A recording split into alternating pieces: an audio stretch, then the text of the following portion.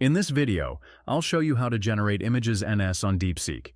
If you found this tutorial useful, be sure to like the video and subscribe for more helpful tips. DeepSeek lets you generate images for high-quality AI-powered visuals with advanced customization. These are really ideal for creative projects, marketing, and design needs. To generate an image, open the DeepSeek app or website in your browser. In the query panel, enter a prompt like this. For example, you can use prompts such as a fish jumping out of the sea while the sun is setting, or a shark leaping out of the water, and so on. You can describe the image exactly as you envision it, adding details about the mood or vibe you want to convey. Once you're done, press Enter. The more detailed your description, the more accurate the generated image will be. Here's what I did. I provided DeepSeek AI with a description of the kind of picture I wanted.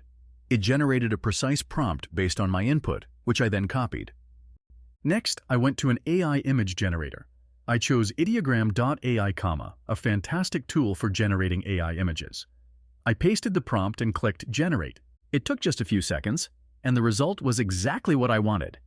One key takeaway: the more detailed your description, the better the image will match your vision.